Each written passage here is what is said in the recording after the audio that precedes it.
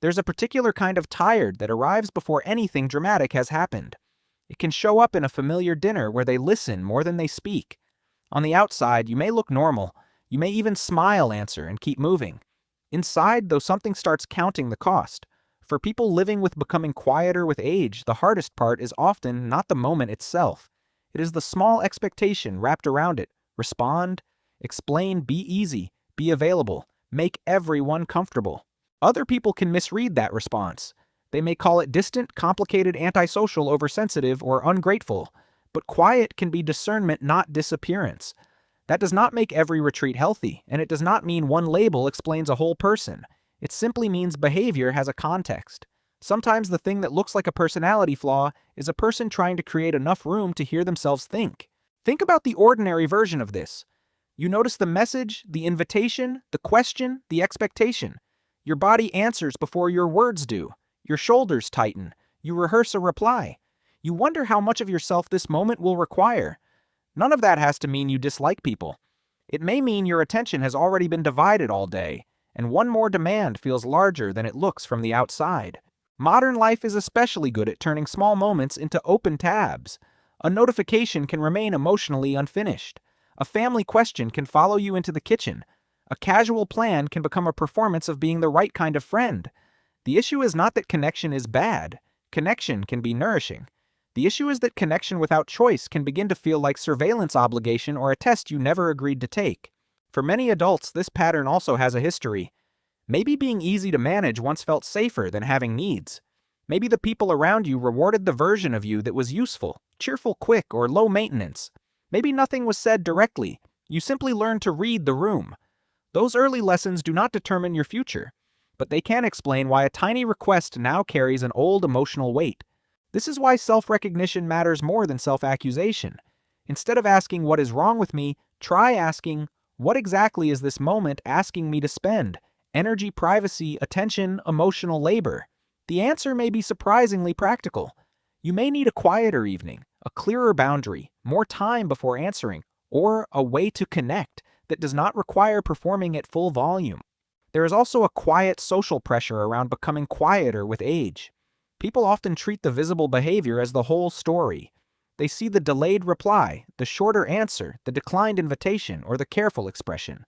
They do not see the inner math, how much stimulation has already happened, how much responsibility is sitting on the desk, how much emotional weather has been absorbed from other people. A compassionate interpretation does not excuse harm. It makes room for reality. You are allowed to be curious about what helps. Some people need a transition ritual, a walk around the block, 10 minutes, with the phone face-down music that asks nothing, a shower, a locked door, or a cup of tea before re-entering conversation. These are not magical fixes. They are small ways of telling your nervous system that one chapter has ended and another can begin. The point is not to become perfectly calm. The point is to become easier to find. There is a difference between preference and fear, and you do not have to solve that difference in one dramatic breakthrough. Preference says, this is how I recover. Fear says I am not allowed to be seen. Preference gives you energy back. Fear can make your world smaller. Both can exist in the same person, sometimes on the same day. The useful question is not whether you are perfectly healthy. It is whether your choice leaves you more like yourself afterward. That distinction can change how you speak to the people you love. A boundary does not need a courtroom argument. I can't talk right now, but I can tomorrow. I want to come, but I only have an hour. I need a quiet night. Small, honest sentences are not cold. They are often kinder than saying yes while silently disappearing inside the commitment. It can help to stop treating every uncomfortable feeling as a command. Feeling awkward does not always mean you have done something wrong. Feeling tired does not always mean you are lazy. Feeling protective of your time does not always mean you are selfish. A feeling can be a signal, and signals deserve attention. But a signal is not a verdict. You still get to decide what kind of person you want to be in response to it. That is where a little self-trust enters the picture. Self-trust is not the belief that you will always choose perfectly. It is the belief that you can notice your limits, repair when necessary, and try again without turning one difficult moment into a story about your character. When the pressure rises, you do not need a grand explanation for your humanity. You need a pause long enough to choose what is true. People who care deeply are often especially vulnerable to confusing responsibility with total access. They sense a shift in someone's tone, remember the unanswered message, and start writing explanations before anyone has asked for one. Care is valuable, but care without edges can become a full-time job no one assigned you. You can be attentive without being permanently on call. You can be kind without making every other person's comfort your emergency.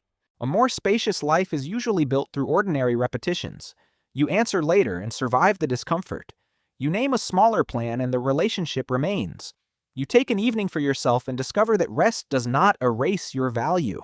These moments can feel almost too small to count.